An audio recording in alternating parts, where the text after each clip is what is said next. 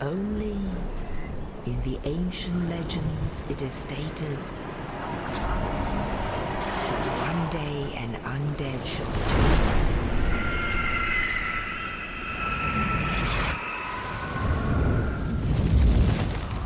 To leave the undead asylum in pilgrimage to the land of the ancient lords. Lordran.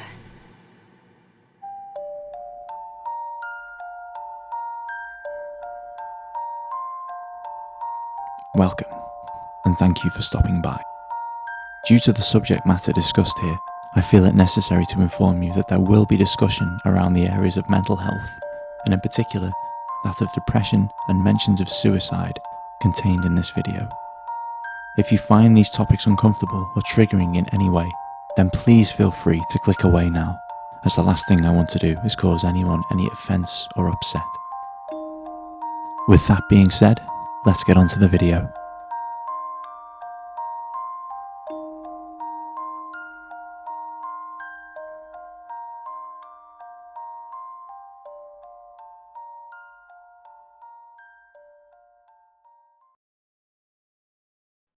When we find ourselves slipping into a state of helplessness, things in our lives start to change. The sights, smells, and sounds we once considered to be wonderful start to become grey, stagnant, and mellow. Things we once took pleasure in doing turn into chores we often have to force ourselves to carry out, and sometimes even the people that we love start to feel more like strangers, people who are looking in on us through a thick glass wall, where our perception of them is blurred and unrecognisable. It is an inherently dangerous state of mind that can exacerbate pre-existing mental health conditions such as depression and is not to be taken lightly. But is it possible that we can subconsciously allow or even encourage ourselves to feel hopeless? And more importantly, can we learn to do the opposite? The events of the last 12 months have forced many of us to spend more time at home, and by association, to become more acquainted with different forms of media, such as video games. Released in 2011, Dark Souls is the brainchild of creator Hidetaka Miyazaki and takes place in the fictional kingdom of Lordran, where humanity has become afflicted with an undead curse.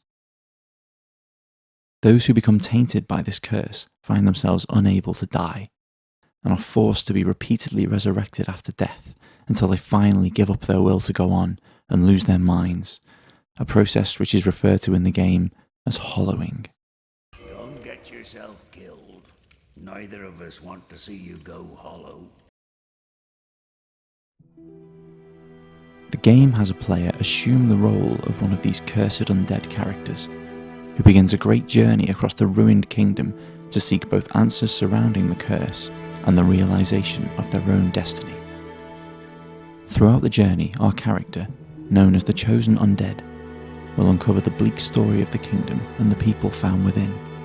Amongst other themes, elements of existentialism, meaninglessness, deceit, and the end of the world can all be found within the game's narrative, and there has been much thought put into analysing the game's meaning in the years since its release. Notorious for its challenging and uncompromising difficulty, as well as its rich, detailed lore and ambiguous thematic storytelling, the game has spawned 2 sequels, and Miyazaki has gone on to develop several more projects that continue with Dark Souls' ethos of challenging players to their absolute limits, and creating deep worlds filled with horrifying enemies, mysterious characters, and beautiful yet desolate environments. Although I could easily spend this whole video talking about why I love this game, that's not what I'm here for. What I want to do here is talk about the concept of helplessness, and in particular, what we can learn from Dark Souls that may be able to help us fight off helplessness when we are forced to confront it in our own lives.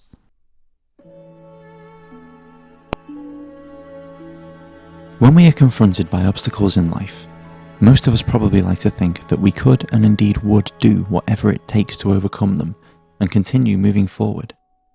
However, this is not always the case. Learned helplessness is a phenomenon that has been documented in both human beings and animals over the last 60 years, and was apparent in cases when mental conditioning to expect suffering or pain to occur was repeated, with no way to prevent or escape it. After enough of this conditioning has occurred, the subject would simply give up with trying to avoid the pain at all, even if there was in fact a way to stop it. The experiments that form the initial foundations for this theory of learned helplessness were conducted in the late 1960s and early 1970s by American psychologists Martin Seligman and Stephen Meyer. Seligman would go on to devote his career pioneering and developing the positive psychology field, and was elected president of the American Psychological Association by the largest vote in the organization's history in 1996. Let's get back to talking about video games. But while we do, let's keep in mind what I believe is the most important aspect of learned helplessness, that when human beings start to believe that they have no true control over what actually happens to them, they will begin to feel, act, and believe as if they truly are helpless. Thou who art undead art chosen, and thine exodus from the undead asylum maketh pilgrimage to the land of ancient lords. When thou ringeth the bell of awakening, the fate of the undead thou shalt know. In Dark Souls, hollowing is the process I mentioned earlier that occurs once an undead loses their will to keep on going. Now I must bid farewell. I would hate to harm you after death. So go now, and thank you.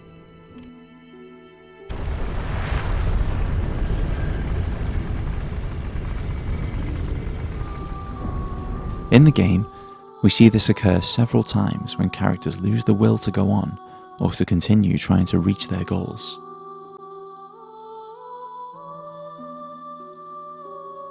The character Solaire of Astora becomes our closest ally during our journey. Ah, hello. You don't look hollow, far from it. I am Solaire of Astora, an adherent of the Lord of Sunlight. Now that I am undead, I have come to this great land, the birthplace of Lord Gwyn, to seek my very own son. You find that strange? Well, you should. No need to hide your reaction. I get that look all the time. Offering us his companionship, encouragement, and through the game's unique way of introducing its multiplayer mechanics, jolly cooperation as we progress through Lordran. There's no telling how much longer your world and mine will remain in contact. But use this to summon one another as spirits, cross the gaps between the worlds, and engage in jolly cooperation. Of course, we are not the only ones engaged in this, but I am a warrior of the sun. Spot my summon signature easily by its brilliant aura. If you miss it, you must be blind.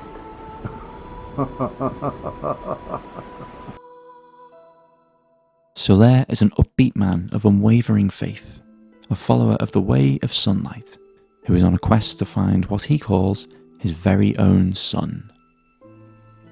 What exactly the sun that he seeks actually is remains unclear and is open to various interpretations. The sun is a wondrous body, like a magnificent father. If only I could be so grossly incandescent.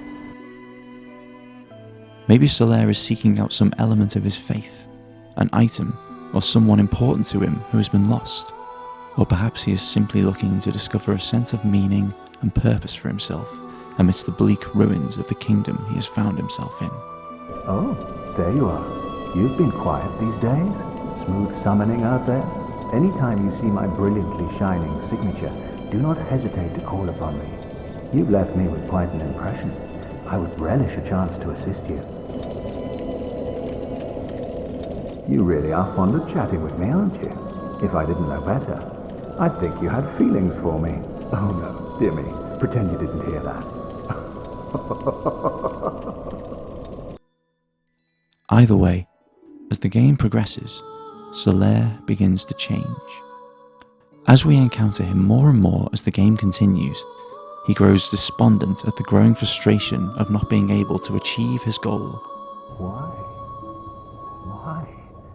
After all this searching, I still cannot find it. And in the most frequently encountered and likely ending to his adventure in Lordran, his quest ends in sorrow and death. While desperately searching for his son through the fiery ruins of Lost Izalith, Solaire encounters the Sunlight Maggot, a parasitic creature known to emit a blinding light. When he encounters the creature, Solaire finally acknowledges defeat and gives up, claiming that this maggot was the son he was searching for all along.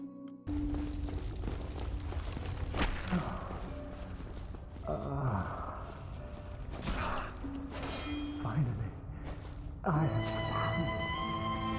have my very own son. I am the son. I've done it. I have. Yes. I did it. I did.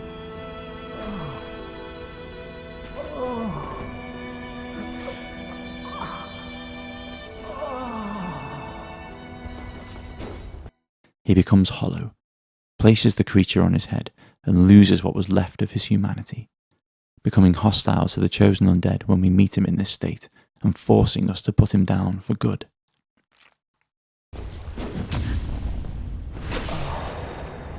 It's over. My son. It's setting.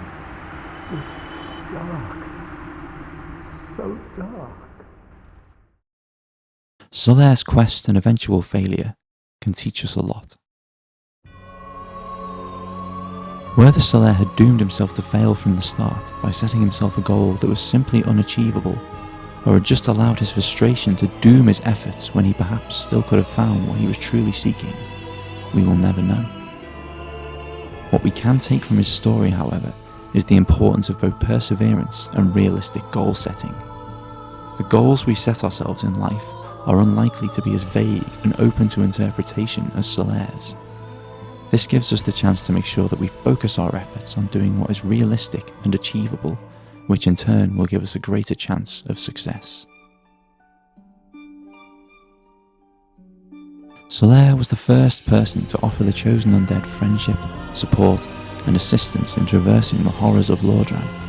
Perhaps continuing to engage in these acts of selflessness could indeed have led him to the metaphorical son he was seeking all along. The game's multiplayer aspect that is introduced by Solaire allows for other players to enter our own worlds through summoning. A player will lay down their summoning sign and can be called on to provide assistance when we are struggling. Unlike so is often the case in real life, when we find that something is so overwhelming that we can't beat it alone, we are able to seek help from others who have gone out of their way to offer help.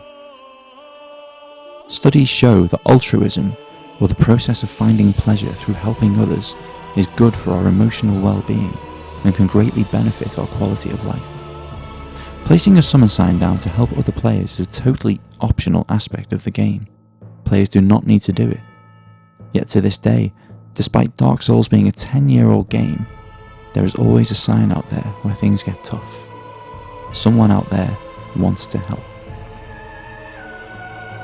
Martin Seligman wrote that other people are the best antidote to the downs in life and the single most reliable up. So maybe taking a leaf out of Solaire's book and engaging in jolly cooperation of our own, both in games and in the real world, can really help us fight our own feelings of helplessness and give us a better shot at a happier life. When characters in the game accept that their situation is hopeless, that they are unable to progress further, and that they simply have nothing more to offer the world around them, they finally lose their minds, becoming an empty shell of their former self, completely lost to the world and violent to any who would approach them. I have always found this aspect of Dark Souls to be a scarily accurate metaphor for depression and the feelings of helplessness that reveal themselves when confronted with the condition. For some context, I'm a 30-year-old man who has dealt with episodes of depression for most of my adult life. A few years ago, during a particularly dark period, I suffered a very negative reaction to a new course of antidepressants and attempted to take my own life.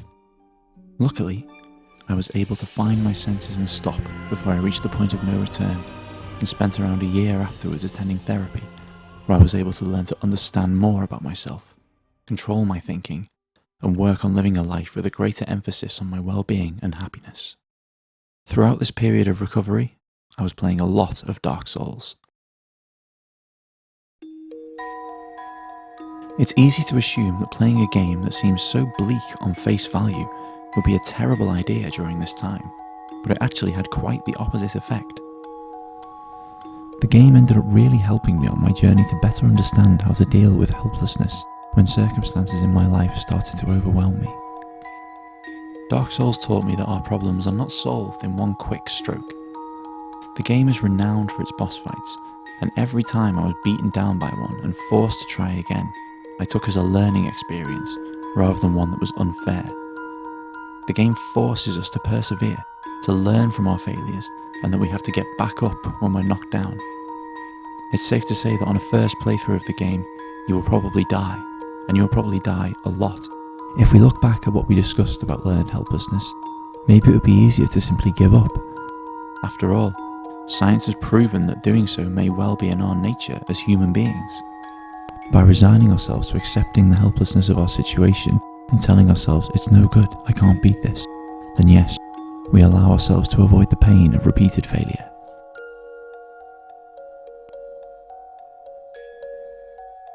But we do so at the compromise of moving forward.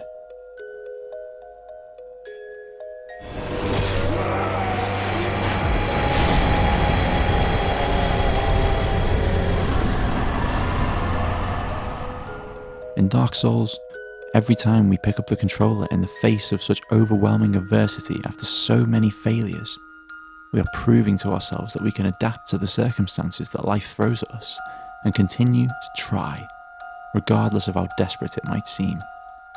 And when we do so, we eventually will win. I will never forget the sheer sense of elation I felt when facing down some of the most difficult challenges that Dark Souls had to offer. The game made me work hard to get there. Every death, every failure would weigh heavy on my shoulders, but the feeling of sheer joy when my perseverance would finally pay off and I would achieve victory was unlike anything I've experienced in any other game to this day. I will always remember the lessons that Dark Souls has taught me. My struggles in Lordran have had a surprisingly profound effect on those I've faced in the real world, and I would highly recommend playing the game to anybody out there who might want to learn a little more about the power of perseverance.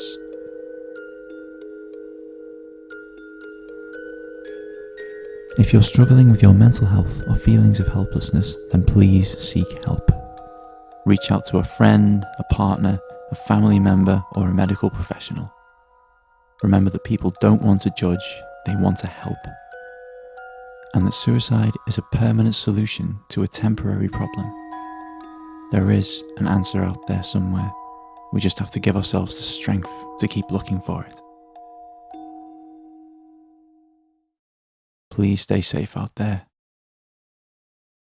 and praise the sun.